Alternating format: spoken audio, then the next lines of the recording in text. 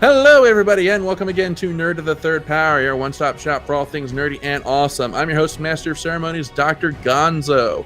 With me, as always, in this epic quest of awesomeness is our resident anime goddess, the Cat. Cat, how you doing? I'm alive. Alive, awake, alert, enthusiastic. All right. Well, that's good to hear. Good to hear. Sounds like you've discovered some new miracle coffee. No, I'm just in extraordinary pain right now, so I'm like, let's just put on a good face and pretend like I don't have arthritis. Oh, okay. All right. Well, I'm very sorry to hear that. And in the other co-host chair tonight, we got a special guest, friend of the show, the big man, large and in charge, Mike the Birdman Dodd. How are you doing? Well, I'm still 3/4 of a man and on my way to becoming a cyborg. How's it going, everybody? Not sure whether to laugh or cry. So, but yes, it is good to have you back on the show, and we're going to be really looking forward to tonight's discussion topic. Tonight, we're discussing the 35th anniversary of Mega Man. We're going to wish the Blue Bomber a happy birthday, look back on his history, and kind of see if we can predict his future. So that's going to be a lot of fun. But of course, there is procedure to follow, so we are going to begin with the random topic of the week. And we all have our own wheelhouses of stuff that we're really passionate about. That's kind of obvious. You know, I'm big into video games. Kat, you're big into anime, and Mike, you're big into. I think your current mania is tabletop game, Dungeons and Dragons, that kind of thing. Yeah, that and pornography. Yeah. So nothing has changed. Yeah, pretty much, eh? So, but you know, I like to think that we are all three-dimensional people, and that our sole character trait is not just our main mania. So, our random topic for this week, I want to find out, what is something that you're into or that you really enjoy that other people might be really kind of surprised about. And I will go ahead and start. And one of the things that people always are surprised to find out about me is that I'm really big into military history and history of combat. More specifically, ancient military history, stuff from like the Roman Empire up through the Middle Ages, up until like the invention of gunpowder in the West. I'm just really fascinated by how wars were fought back in ye olden times, the weaponry, the armor, how it all worked. One of my favorite shows ever used to be on History Channel. I think it was called Conquest. And it was basically this historical combat scholar who would take a bunch of average Joe volunteers off the street, slap armor and give them weapons and go, okay, you're going to learn how to fight like Roman gladiators today, or you're going to learn to fight like, ancient medieval knights, and then just have them go at it. And it was a really fun show. You can find clips on YouTube. One of my favorite episodes is the pirate episode. But yeah, people always get kind of raise their eyebrows when they're like, okay, you're watching this video about how swords are made. Does this really kind of, this doesn't seem in your wheelhouse? It's like, are you kidding? This shit fascinates me. So yeah, that's one of mine. Kat, what about you? What is something that you're big into that other people wouldn't typically peg you for? Well, see, normally people think I'm really into video games, and I'm not. So there's that. But I'm actually really big into photography. I don't talk about it too much on this show or any of my shows, but a couple of years ago, I started picking it up, and I did a really big photo challenge last year where I spent 365 days taking at least one photo a day and posting it up on Instagram. And I've actually gotten a couple of paid photo gigs over the last couple of years. I do family photos for a couple of my coworkers and family members, and I do some photos at my aunt's church on Mother's Day, and actually did some author photos for one of my friends for her book that's coming out, which is pretty awesome. Nice. So Cat's a shutterbug. Okay, cool. Yeah, I remember that photo a day photo challenge that you did. And I remember at the end of it, you like swore it off. You're like, never again. I mean, it's really fun, but it is a lot of work, my dudes. It is a lot of work. All right, and Mike, what about you? What's something that you're an aficionado of that would raise some eyebrows? Well, there are two things that I'm particularly passionate about. One is music, which isn't too big of a surprise, but it's what I'm into specifically. I really like jazz. I think it's a fantastic musical genre. I listened to it a lot when I was in the hospital last year. I fell asleep on Spotify, constantly listening to smooth jazz, artistic jazz, freeform jazz, stuff like that. I thought that stuff was cool because I'd heard it mentioned in Star Trek and The Simpsons. So I'm like, I'm just going to give this a whirl. I'm really, really curious about it.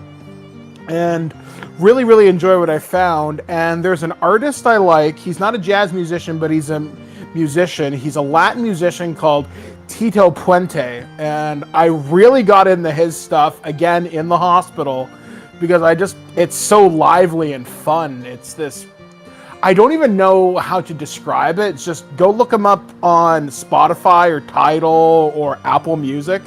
Fantastically fun guy. And it's fun. It gets you moving, gets you dancing as well as you possibly can. And it's something that I didn't quite expect to get into. The other thing I'm really passionate about is movie props.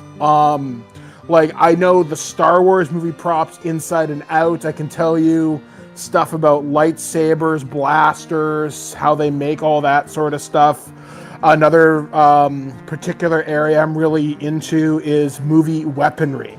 So stuff from like Aliens, the Terminator, stuff like that. I can tell you what gun was used in what movie. 9 times out of 10, I'm usually pretty right, or at least within the make and model, maybe not the specific variant, but that's sort of my thing since I fell in love with a little known film. You may have heard of it, called RoboCop. I fell in love with guns. Despite the fact I'm anti-gun, I love them, which is so strange. So there's something that not a lot of people know about me. In fact, I'm currently selling some stuff on Facebook right now, and I had somebody try to tell me something about these prop lightsabers that I have. They're the master replicas versions of the FX sabers. So these are from 2003, 2004, when this company held a particular license. And he's like, bro, I can buy these for brand new $160. I'm like, motherfucker, first off, fuck Yo Couch. Do not come to my yard and tell me how much this shit is worth because you think they're those Hasbro pieces of shit made fucking a couple of years ago. I can tell you the millimeter differences between the fucking knobs. Fuck you and fuck everybody who looks like you. I went off on this guy, like, you fucking knob gobbler. Yeah, I had one of those recently. I was trying to buy a Super Famicom version of Chrono Trigger, a Japanese Chrono Trigger, which on average runs about $25 to $30, because of course it's in Japanese. And this dude was trying to sell it. He was trying to get me to pay like $200 for it, as if I were buying an English copy. And I was like, no, why should I pay this much? She's like, well, the English version goes for $200. It's like, that's great. That's the American version. I want the Japanese version. So, because he doesn't know that I have a Retron 5 and I can upload a translation patch. That's why you tell this guy to also go fuck his couch. Yeah. So it's like, wait, look, I didn't just fall off the egg cart yesterday. I know what the fuck I'm after and what the fuck I'm talking about. So don't come at me like this, bro. Don't at me, bro. Yeah. So yeah, all right, cool. So jazz and movie props, nice. So we want to hear from you guys now. What is something that you were really into that that might be a surprise to other people? So go ahead and sound off in the comments or send us an email, and yeah, we want to hear from you guys. Also, try to keep your answers PG-13, guys. Yeah, we're not here to kink shame, but kind of leave your bedroom stuff in the bedroom. So I can't talk about my love of pornography? God damn it. We're not here to kink shame, but we're also not here to receive therapy afterwards. But believe me, some of the stuff that our friends are into is already crazy enough to send us to therapy. Some of the things that cross my Twitter timeline, oh god. Well, that Twitter is a whole discussion for another table, which we do not have time for today. Okay, so next up on the agenda is Ask a Geek, and we got some questions here. And Mike, it is actually fortuitous that you're here with us because we have a question here from Peter, and he asked all of us. I swear to God, this is like it's like 8-ball in the corner pocket. How beautiful this is. Peter is asking us our thoughts on the new Spider-Man game. So, Mike, you've actually been playing a fair bit of that recently. What are your thoughts on it so far? This is a reason to buy a PlayStation 4. The PlayStation 4 does have some really good exclusives for it. This is a game where if you've been on the fence about a PS4, just buy it. It's basically the best Insomniac Games is the same company that made Sunset Overdrive. I want to say the Ratchet and Clank games, but they've taken everything that's worked in these open world superhero games like Batman, Arkham Knight, etc., and improved upon it. Literally, yeah, there's a few things where it might seem familiar to those games, but if there ever was a reason to own a PlayStation 4, it's Spider-Man PS4. The voice acting's phenomenal. The story's pretty cool. Now, I haven't finished it. I'm 92% of the way through the game because I've been doing all the side content before I do story missions. So I don't have my map all cluttered. And believe me, there's not a lack of things to do in this game. I've put easily 30 hours into it so far, and I'm not even done the story. So Spider-Man PS4, ridiculously worth it. Though I do recommend buying the digital collector's edition, because it does give you some unlocked stuff early on, which will make your job as the webhead a little bit easier. And it's worth getting the DLC, which is coming down the pipe next month in November and in December. There's like a Black Cat mission coming up, and I'm not too sure what the other ones. They haven't teased them yet. So, but it's so much fun. I can't wait to beat this game. After the show, I'm gonna beat this game. So. Let's go. All right. Okay. Well, I've just started it, so I don't really have any real thoughts on it. So we'll go with Mike's review for now. I will say that I am enjoying it so far. So what I've played of it, I've only gotten past the prologue where you take down Wilson Fisk. So we'll see. I plan on playing some more of it tonight as we record this. And let's see here now. Okay. All right, here's a good one for you, Kat. This one comes from Mary, and she asks, what is the best con you've ever been to? Ooh, the best con I've ever been to. I should probably say one of the ones that I've worked. Because I don't go to cons per se. I usually just work cons. And I know I should say Anime St. Louis because I'm a director, but honestly, the best con I've ever been to is still Tokyo and Tulsa. I worked that one for a good, like 5 years. I worked that show, 4 or 5 years. And the guys who run it are just tops. They're really great, fun people. It's a really good guest lineup every year.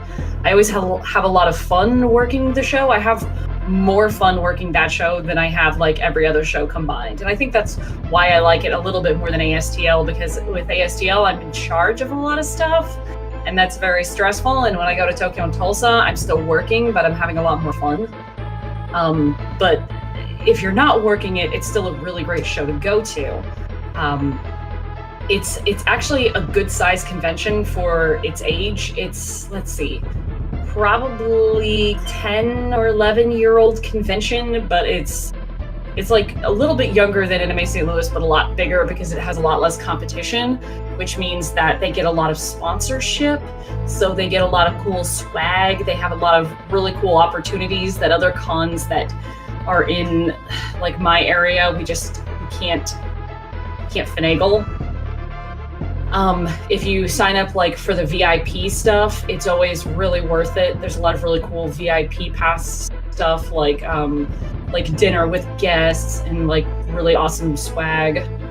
They always have a really good dealer's room, really good artist alley. All of my friends who are artists who have gone to TNT have always said it's their best show. Like they make more money there than any other show that they do in the Midwest. It's just my favorite con. There's always really good cosplay, but mostly it's really fun to work. Okay, all right, good, nice answer. All right, cool. And our last question for this week, this one comes from Lisa, and I want to, before I read this question, I want to say I'm going to give a thank you to her, because it's because of this question that I discovered a really neat show that I'm about to just completely gush about to everyone. And her question is that since we're fans of Stranger Things, have we checked out The Hollow on Netflix, which is another Netflix original series? And I checked out this show specifically because of this question, and I fell absolutely in love with it. It's a 10-episode animated series on Netflix, and it follows 3 teenagers who wake up in this underground bunker, no memory of who they are, and how they got there, and they have to escape the bunker and find out why they are where they are and how to get home. And that's literally all that I can tell you about the plot, because if I tell any more of it, it's going to spoil it. But I absolutely love this show. Like I said, it's only 10 episodes long, so it's got a discrete beginning, middle, and end. It doesn't end on any cliffhangers, so it doesn't overstay its welcome. But it's one of the most original shows I've ever seen, and the twist at the end had my jaw on the floor, because I did not see that coming. But it's a really great show, and so if you're a fan of Stranger Things or Gravity Falls, it's definitely a show that you should check out. Like I said, it's called The Hollow. It's on Netflix. Check it out. I promise you will love it. And so with that is all the Ask a Geek questions that we have for this week. Thank you as always for sending them in to drgonzo@nerdthethirdpower.com. We love getting your questions, love reading them on the air. So get your questions in, and you just might get your question read on the show. And with that, now that we have eaten our vegetables, it is now time for us to dig into the meat of our show. And our discussion topic this week is the 30th anniversary of Mega Man. The Blue Bomber has been one of the most important icons in video game history. And, he's kind of fallen out of the spotlight in the late 2000s and early 2010s. But now, like I said, it's his 35th anniversary this year, and he's seen kind of a bit of a resurgence. So we're just going to go ahead and wish the Blue Bomber a happy birthday and kind of look back on his history and what he's meant to gaming, and more importantly, what he's meant to us. So I guess let's start with the obvious. Mike, how did you first come to discover Mega Man, and what was your first exposure to the Mega Man franchise? I'm trying to remember specifically. I've got two memories, but I'm not sure which one came first. So a friend of mine named Quincy, who was my childhood best friend, we rented the first Mega Man game from a video store, and that video store burned down over the weekend that we'd rented this cartridge. So we had inherited the first Mega Man game. And Quincy didn't really like it. He thought it was okay, and I just fell in love with it. The ability to choose the levels I could attach or attack the bosses in any order that I wanted to. At that time, the Captain N TV show was on the air, and I thought Mega Man was just a really cool character. And I just really got into it as people go racing down my street. Sorry, assholes. Anyway, and I just really, really, really fell in love with it. Like I said, just being able to have choice in a game. I'd never seen that before. The other memory I have, the conflicting memory, is I think I rented Mega Man 2 from Blockbuster at the time. And I just remember listening to the music in that game.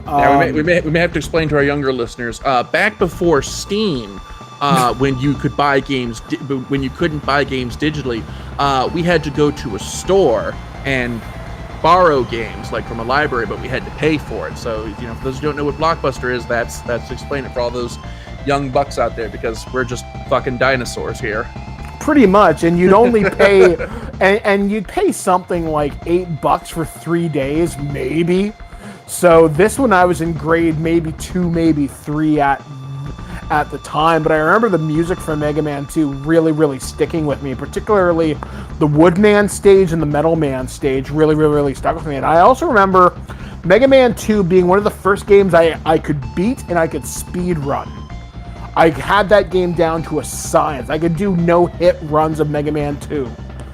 And I just fell in love with that particular franchise. Another memory I have with Mega Man, this one's a really oddball one. I'm maybe 14, maybe 15 at the time. I've sold off most of my NES collection with the exception of the Mega Man games.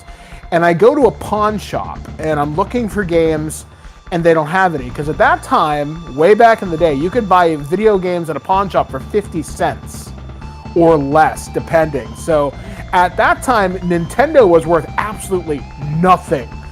Pawn shops didn't want nothing to do with them. So this kid has a brand new in-box copy of Mega Man 5 he's trying to sell. He's trying to get $15-20 for it. The pawn shop won't take it. So he's out on the street feeling really dejected, and he's with his mom. And I said to this kid, I'll give you 50 cents. And the kid's like, fine, fuck, take it. And I gave this kid the biggest hug in the world because he completed the Mega Man collection up to that point with me. And I was just so overjoyed. This kid's like, why are you hugging me? And I'm like, Mega Man! And it was just so heartwarming to do that. Oh, I thought of another memory I have, and this will be the last one. Mega Man 3 was the first game I ever bought with my own money. When me and my grandmother used to do newspapers, once upon a time, we would deliver them in phone books, which is a big book that used to have phone numbers that didn't constantly change. Wow, we're really going back in time here. And we went to Florida for vacation during Christmas break. And I found this really awesome hole-in-the-wall video game store. And I remember paying $90 US for Mega Man 3. So it would have been about 120 Canadian at that time. Because our dollar wasn't quite on parity yet. It was like 75 cents on the dollar or some shit like that. So yeah, I paid about $100. To me, it was ridiculously worth it. And it was the first video game cheat code I ever discovered by accident. Nice. And here's the weird thing. So my grandmother had brought a friend with her named Flo. Flo was sitting on the second controller pad I had plugged into my NES. I didn't think anything of it. I fell into a pit and died. And I assumed, okay, well, I'm dead. Fuck. Why is the game not resetting? Flo was holding down the right directional pad as I fell into the hole. I got hit by an enemy and fell into the hole, and I wasn't dead. I discovered I could super jump and I was invincible as long as I held down the right directional pad on the second controller. But I couldn't fire regular shots. I couldn't fire my little yellow lemon things. But if I had enemy weapons like the needle blast or whatever the hell it's called, I could do that. So I remember beating entire sections of that game with this cheat I found by accident. And it was Nice. one of the weirdest things I'd ever seen in a video game, and since. Nice. Well, my first exposure to Mega Man came with the release of Mega Man X on the Super Nintendo. Oh my god. Yeah, I hadn't played any of the NES games at that point. So I just remember seeing this game at Blockbuster. I thought it looked cool, so I rented it. And I wound up renting it so much because like every week with my allowance, I'd go back and I'd rent just that game. Finally, the guy running the counter, he recognized the manager. I guess he was a store manager or something. He saw me keep coming and renting this game. He's like, "Look, you really like this game? I'll tell you what. I'll just sell it to you. You've rented it enough that it's paid for itself. So here you go. I'm just gonna give it to you this time." Yeah. And it was like I said, that was the game that I played so much because I loved it so much. I played it so often that I would just get it down to a science. I think it and Super Metroid are two games that I have like completely memorized. I could play them literally with my eyes closed. And I just fell in love with the Mega Man X series, and at the same time also discovered the Ruby Spears Mega Man cartoon. And let me tell you, when they got to the episode that had guest appearances of Mega Man X, Vile, and Spark Mandrill, oh my god, my head just fucking exploded. Like, I'm still salty about the fact we never got an honest-to-God Mega Man X cartoon. Because I remember reading somewhere that episode was actually supposed to be like a prototype pilot for a Mega Man X TV series. And if we'd gotten one, I'd just been so happy. So that's our first exposure to Mega Man. So let's kind of look kind of larger picture here at how Mega Man sort of came to be. And of course, if we're gonna do that, we're gonna talk about the first game, which came out December 17th, 1987, directed by Akira Kitamura. Music was composed by Manami Matsume, who her music is probably, I would say, is right up one of the top 3 reasons why people remember Mega Man is just her music for that game. And of course, we can't let the name Keiji Inafune pass, the man who actually designed Mega Man and came up with the character designs. And it of course took its inspiration from Astro Boy and other shonen anime. Not just so much in its character design, but also in its story structure. Because with each game you have bigger and crazier bosses each time. The main character gets new powers every single story. It really is a shonen anime in video game form. I like to tell people who aren't who I'm trying to get into the Mega Man series that it's basically Dragon Ball Z with robots. Yeah, that's not an unfair analogy, actually. So, and it awful cover art on the first game aside, it was just a completely different beast to everything else that came out at that time, because just about every game that had come out up to that point, you fired it up, you pressed the start button, and then you played level 1, you beat that boss, you played level 2, you beat that boss, and you played it in sequence. Mega Man, I don't think any other game had come out before that let you actually choose the order in which you conquered its stages and its bosses. I think the only other one I can think of that came close was the original Zelda. Yeah, because you could take those dungeons in any order. So yeah, it was one of the first games you could, sequence break if you really wanted to. Although with Mega Man, you didn't have to use the boss's weapons on the other bosses if you didn't want to. You could beat the entire game using just the Mega Buster, which I thought was actually really neat at the time.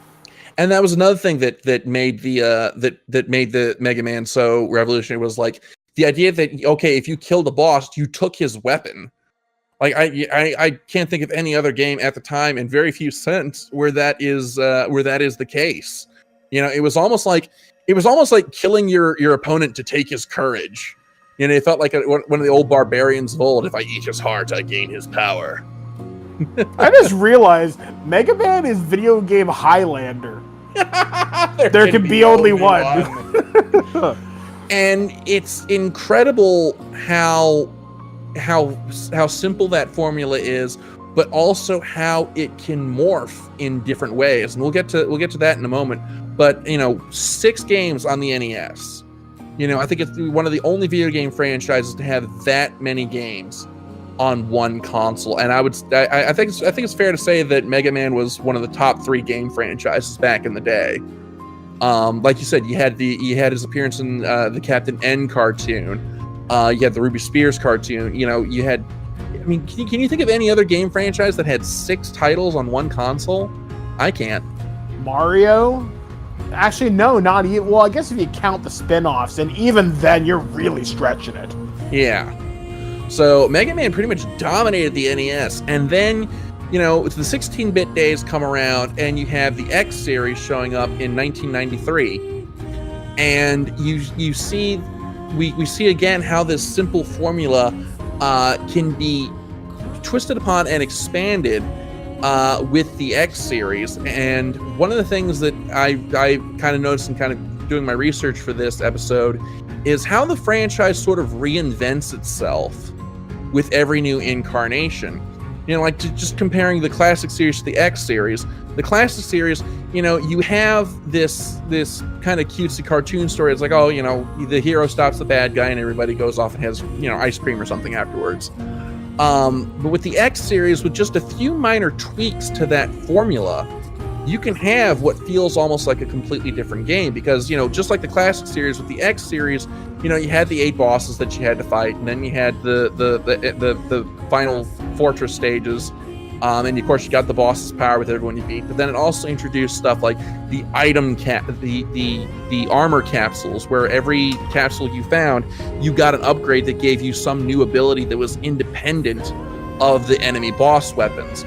And you had stuff like the sub tanks, which replaced E-tanks in the classic game. They were refillable, and heart tanks that would expand your maximum health bar. And just with those small tweaks, it helped the X series feel almost completely different from the classic series. And the X series also, I feel, distinguished itself from its predecessor, not just in gameplay, but also in tone. Because the X series, it played on with some more, it didn't go very deep into them, granted, but it played with some more, I want to say, mature themes than its predecessor. Stuff like, the cost of war, or the plight of marginalized groups with the whole humans versus Reploids conflict. what's the price of victory? How far are you willing to go to win peace? And I love that kind of exploration of those themes in the games, and I think it's done best in X4, where if you really stop and think about it, you're the bad guy in X4, because you have this group of Reploids. They just want to go off and start their own nation and live by themselves in peace, and you're basically the man cracking. Yeah, that's true. It's one way to look at the X series. As you said, it did take on more mature themes and more nuanced characters, especially because it's always been ambiguous. Is Zero a rebuilt base or something like that? And it's always, then when they introduce the idea of the Zero virus and all that stuff, basically how it corrupts you, and the Sigma virus, because Sigma wasn't always a bad guy. He got corrupted when he found Zero, and Zero was going to kick his ass until he got infected. And then Sigma becomes the ultimate bad guy, sort of thing. You find out that Dr. Light's dead, and Dr. Wily's dead, and it's this whole new world with... I can't remember the names of the doctors in Mega Man X, because it's been so long. Dr. Kane was the one who found X in the capsule. And then you had Dr. Doppler for X3, but he died in that game. So, and that's another thing too. Mega Man X introduced the concept of death. I mean, if you play Mega Man X on the PSP, the remake rather, you see a little mini anime movie where Vile straight up kills Reploids, and and Zero, when he was evil, straight up killed Reploid hunters, Maverick hunters rather. So that's something you never saw in the original games. You certainly didn't see nobody die. And yeah, it was very 90s because it was extreme and you could do cool things. Also, one of the things I just thought about, Mega Man is one of the first games I can think of that had a boss rush, because before you could fight Wily, you had to go through the 8 Robot Masters again on one health, or at least one screen. You know what I'm talking about? Yeah. And that's one of the few times I can think, and that's like a standard thing now where you can just do boss rush mode for certain games. I always like that that it gave you like a moment to feel kind of beef yourself up before you fought the final boss, because it was like, oh, you've run through his Wily or Sigma's armies. His only recourse now is to just rebuild his old bosses and send them after you just to buy him some time. But you're like, no, I ain't having none of that shit, and you just tear him up again. Exactly. You just you cream the bastards because you're so powerful. And you're right. It does really feeds right into your I'm gonna kick your ass now sort of feel. Yeah. And Capcom, in contrast to Street Fighter, where they just release the same game over and over and over for 15 fucking years, fight me bitches. Mega Man, it kept on. Yeah, we got sequels in each series, but it kept on reinventing itself. And one of the more unusual ones that I think we can't really let pass without talking about specifically is the Mega Man Legends trilogy, if you count the Misadventures of Tron Bonne, on the PlayStation. And one of the things that I am always amazed by is how vocal a fan base Mega Man Legends has, because neither game sold very well. And for those who've never played Mega Man Legends, it was almost I kind of call it the Legend of Mega Man, because they play almost like Zelda 64 in terms of their story structure and how you progress. It's not like a side-scrolling platformer where you pick a boss and then you go where you go. There's an actual story, an actual narrative that you have to follow, and yet it still feels like a 3D it still feels like a Mega Man game. And we were supposed to get a third Mega Man Legends a couple years ago, but then Capcom canceled it, despite the very vocal fan demand. And it's very interesting to see Mega Man Legends when stacked up with the other Mega Man series. I never played it. I skipped it. After Mega Man X5, I kind of got sick of the series for a long time. I felt scorned by the series, actually. And I dropped out until the game series came back much later, when I started getting review copies of games. And I got the we'll talk about this in just a moment, I'm sure, the Mega Man Zero series. Yes. Oh God. Yeah. And you want to talk about, he dives some sheer subject matter. I mean, Mega Man X. Yeah, you had kind of the touch of the oppressors and the oppressed, but then Mega Man Zero opens up with a fucking pogrom. With the first game literally opens with the resistance on the run from Neo Arcadia, as X apparently has decided to just exterminate all Reploids. And it's literally a case of a resistance versus not to draw too many parallels, but a fascist empire. And it was a really dark direction for the Mega Man franchise to go. And the fact that you were playing as Zero and you knew that your ultimate enemy was your old friend X kind of added this extra layer of tragedy to it. Yeah, it's something I didn't quite expect from a Game Boy Advance game and a DS game. It kind of, to take storytelling in that direction on a handheld, and with a series as cartoony as Mega Man to boot. Yeah, I mean, it's willing. Capcom is willing to take off the shackles, or maybe that's when they're starting to turn their eye away from Mega Man. They're like, yeah, it prints money, whatever. Let them do whatever they feel like people are going to buy it. And that's kind of why I wonder if the series was in decline at that time, because those are the games coming out. I don't know how well they sold, but you didn't see one on a big console for quite some time. I mean, yeah, you had Mega Man X6 and X7. The less said about those, the better.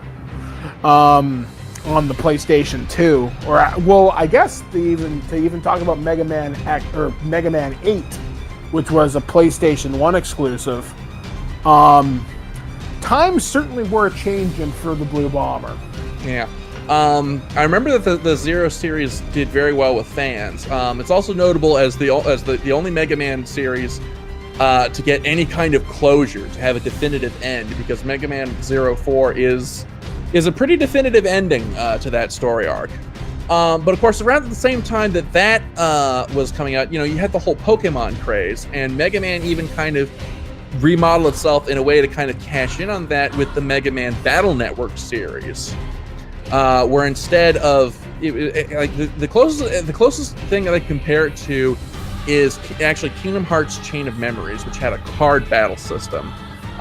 In Mega Man Battle Network, you had two 3x3 grids that each character was in and could move around freely in, and you had a basic attack that did maybe 1 damage. But the lion's share of your abilities were in these chips that you got from defeating enemies or purchased from shops, or from, of course, defeating bosses. That could be used for anything from buffing your attack to providing defensive abilities to even summoning in, a boss to come in and, whip ass for you. And again, we see this same formula from the classic series being retooled and rejiggered to present a whole new game experience. And I think that speaks to the versatility of the character, that, you can provide a very different experience with what basically amounts to the same building blocks. Yeah, Mega Man is basically Lego, where you can do a lot with it if you're willing to rearrange them in the right order. Now, Mega Man Battle Network, I had never played any of the games, but I remember the TV show, which surprised me that Mega Man we couldn't get a Mega Man X TV show, yet we get Mega Man NT Warrior, which I've heard is actually really good. I've never actually sat down and watched it myself. It didn't suck, and that surprised me. Yeah. And half the bad guys were good guys, which kind of made me happy, because if I remember right, I remember Gutsman being really dumb, but being a good guy. Yeah. Proto Man was a good guy.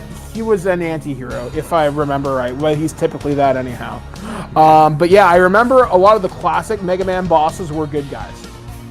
Yeah. But then you start getting into the 2000s, and it's like I said, time wasn't really very kind to Mega Man. The games were kind of dipping in quality. Like I said, you had Mega Man X7 and 8, which again, the less said, the better. And it seemed like there was, the Battle Network and the Star Warrior series, they kind of petered out. You had Mega Man ZX, but there weren't any new classic games coming out. There weren't any new X games really coming out until you had late in the 2000s Mega Man 9 and 10 on Wii U, on WiiWare, and eventually Xbox 360 and PS3, and they did something really kind of genius in their presentation, in that they went back to the classic 8-bit presentation and gameplay style. Yeah, I remember getting these games for review from Capcom, and I was like, holy shit, they threw it back! You marvelous bastards! And I was really impressed. Now, those games are hard as hell, and I've never beat them. But I was really impressed that Capcom did that, and I've been hoping for a Mega Man X revival, because the PSP game, as far as I know, sold okay. There was even a Mega Man... it was called Mega Man Powered Up, which was around, I want to say, 2009, 2008, something like that. Yeah, comic series. Yeah, and it was the PSP game, and it was a different art style. It was a different thing where if you beat the enemies with your Mega Buster, they didn't die. You could play as them, but if you killed them using their weapons or anything else, they were dead, and you got their abilities, but you couldn't play as them. Yeah, and there was also an X revival with Maverick Hunter X, but neither of those PSP games sold very well. Which is unfortunate. Those games are friggin' fantastic. Yeah, they are. Well, I can only speak to Maverick Hunter X. I never played Power Up, but there were actually plans to spin those off and to totally redo the whole those entire franchise. But because those games didn't sell, it didn't happen.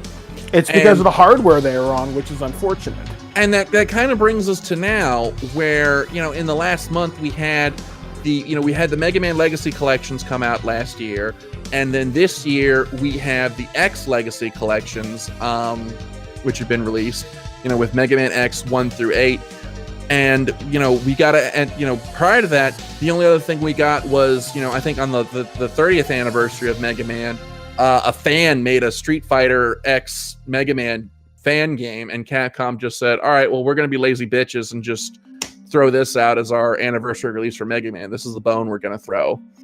So now we come to the release of the Legacy collections.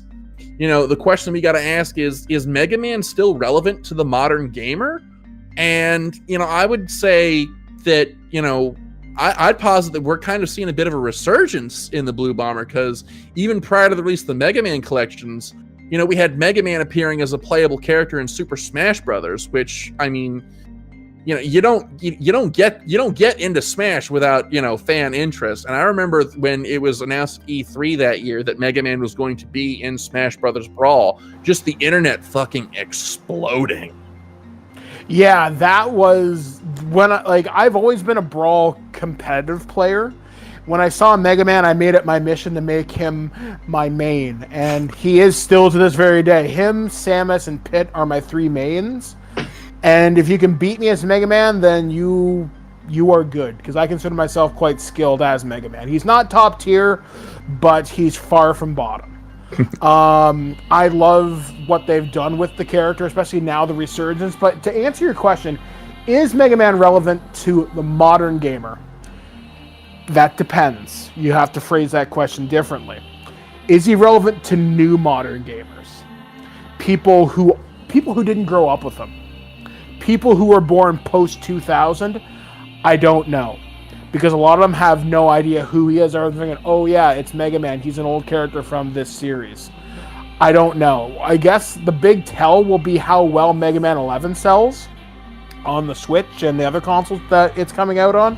But people like you and me who have disposable income, who grew up with this character, the game's gonna sell well because of nostalgia. But the average, let's say 15-year-old Xbox gamer, I don't know. Because Mighty Number 9 sold like shit because the game sucked. and that was the spiritual successor to Mega Man. Now, I know there's another one called Gunvolt or something, which is similar to Mega Man, and it sold okay, but you're asking gamers to invest in what is essentially a new IP to them based upon people like us selling them on nostalgia. I don't know. Will we see a Mega Man craze like we did in the past? Probably not. But I think we'll see new games semi-consistently. I really do. If Mega Man 11 sells well, I'm hoping for an X reboot or maybe another X game. And we'll see what happens with that. Because the Switch has proven to be such a valuable piece of hardware that can move indie titles, that can revive franchises. If Capcom sees money at the end of the day, yeah, sure, they'll do it. Guarantee you they'll do it. But I don't know how well it's going to sit with the average PS4 and Xbox One owner who's younger than, say, you or I. Well, like I said, I'm confident that we're seeing like you said, he may not reach the heights that he had back in the NES days, but I'm pretty confident that we're going to see Mega Man coming back in some big capacity in the coming years. Well, what about the new cartoon show? I think it premieres. I think it's either premiered or premieres next month. I should recant what I just said. That's a possibility, and there's something to be said for how passionate old fans are in selling this to the new generation, because we haven't even talked about some of the things that have been done in the fandom. God. Like one of the things that I discovered last year that I really loved is a game called 20XX, which is you can find it on Steam, and I think it's also on Xbox Live Arcade and the PlayStation Store.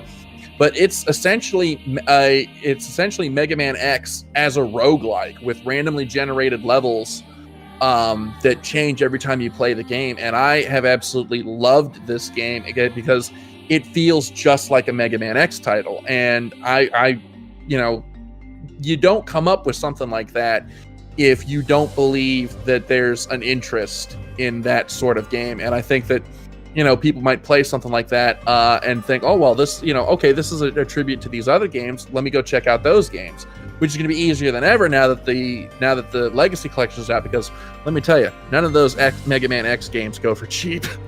They really don't. One of the things that has surprised me about the Mega Man fandom, and this is what I love about the fandom, is how musically inclined a lot of them are. Two of my favorite bands of all time are Mega Man bands. They're the Megas, who have Get Equipped, History Repeating Red, History Repeating Blue, Castlevania EP, and they've done some covers here and there. They're amazing. Go look them up on Spotify. Another group I've seen in concert, and this is one of the first times I've been to a concert and been brought to frigging tears. The Proto Men. Picture this. Picture Mega Man, the original Mega Man, told as a rock opera with serious storytelling, talking about the consequences of war, something about a son sending a father sending his only son to kill another. Stuff like that. Heavy-handed themes, all told through rock music, but also instrumental, country, electronica, and just all these different musical genres vibing together from this Tennessee group that's been together for over 10 years. I've seen them perform at PAX 3 times, in Toronto twice. And the reason they brought me to tears is because the way these guys play, they integrate a lot of keyboard and synth into their music. They played Journey's Separate Ways live. I cried. That's how incredible the Proto Men are. If you do not check out Acts 1 and 2 and do not fall in love, because it's one of those musical things where you have to read the liner notes as you listen to the music, because it fills in the story of Dr. Light, Albert. They don't call him Wily directly. They call him Albert. And they talk about Proto Man, who was the first, but he gave his heart to Mega Man, who was just known as Rock. And it's incredible. There's actually a music video called Light Up the Night, which is 15 minutes. that shows the world of the Proto-Men, and it's amazing. I cannot gush about them enough. Another guy who came up, he's now a Billboard ranked hip-hop artist, Mega Ran, is this rapper out of Philadelphia. He was a teacher who turned hip-hop into a career, now has made a Mega Man 9 tribute album, a Mega Man 10 tribute album. He had his song Splash Woman featured on WWE and ESPN. Guy's done some amazing work. His rhymes are amazing. He's one of the best freestyle lyricists I've ever met in my life. Literally, at every concert, he'll do a freestyle over a beat. He'll ask people to hold up random objects, and he can keep it going consistently, and it's lyrically amazing. Just phenomenal. So that's Mega Ran. Check him out. There's also the One-Ups. If I remember them, they did this Mega Man 2 medley, which is like 15 minutes, and it's just Mega Man 2 music with like other musical genre influences in there, but it's most definitely Mega Man 2. In fact, I'm totally going to put that on after I'm done this show with you. Because like I said, the Mega Man music fandom is phenomenal. If you get a chance to see any of these bands, the Megas, the Proto-Men, Mega Ran, the One-Ups, though they're not specifically a Mega Man band, they've done Mega Man inspired music. They're amazing. I'm trying to think if there's anything else I can really mention about the fandom. I'm just happy he's still in Smash. and there's a Mega Man 11 special amiibo, which I really kind of want to get. I'm guessing it's sold out, but I don't know. I want it so bad. But yeah, I mean, a fandom like that doesn't just go away. And I really think that we are going to see, with the release of Mega Man 11, and hopefully, God willing, going to say a prayer here, going to say Hail Mary, maybe a Mega Man X9. We're going to see a whole bunch of new Mega Man fans come to be and joining the fandom. But that's that's pretty much all the time that we have this week. So let's just kind of start wrapping up giving our closing thoughts on Mega Man and what he's meant to gaming. So Mike, you first. Mega Man to me has been an icon of gaming for as long as I can remember. The first series I ever dedicated to collecting, and it has influenced my musical taste for the last 10 years with the Proto-Men and the Megas. I can't picture my life without Mega Man. I really can't. And I hope a new generation of fans can find the appreciation I do. If the games aren't an avenue to get you in, maybe the animations will drag you in. Maybe the music will drag you in. Regardless, he's an icon. He deserves to be recognized. I hope the TV series that's coming out on Cartoon Network is a success, and we'll see what happens. All right, and like I said, I'm kind of in the same boat. Mega Man was a huge formative part of my early gaming years, and I absolutely fell in love with the character and with that formula. And I'm always interested to see how the series will reinvent itself for a new generation. And so I'm hoping that we're going to see with Mega Man 11, like I said, a resurgence in the character, and that Capcom will start showing them a little more love than they have in recent years. So, and with that, that's about all the time that we have for Nerd to the Third Power this week. And so, Mike, this is the point where I turn it over to you to tell the people listening where they can find you and what kind of stuff you're up to lately. Well, you can always find me over at thisweekingeek.net for new weekly podcasts, reviews, and other stuff. We're also doing TerribleWarriors.com, which is a weekly role-playing game show very similar to Geek and Sundry. The show I run specifically is called The Cambridge Chronicles, where I do long-form adventures of more popular things. Currently, we're running a World War I based upon a one-dice system, which is my friend Alex's first time GMing. After that, we have a Marvel Heroics role-playing based upon the old TSR system, so Phase Rip, and then our big Season 2 premiere will be Shadowrun by FOSSA. Shadowrun 2nd edition, all the way back from the 90s. That's the system that I grew up with, and I fell in love with role-playing. So we'll be starting our Season 2, hopefully sometime rather soon. So check out TerribleWarriors.com, thisweekingeek.net, and as always, find me on Twitter, Instagram, and Facebook under @BirdmanDodd. All right. And with that, that's all the time we have for Nerd of the Third Part of this. Thank you as always for tuning in. We'll see you next week. As always, I'm Dr. Gonzo. I'm my dog! We'll see you next week. Taka, play us out.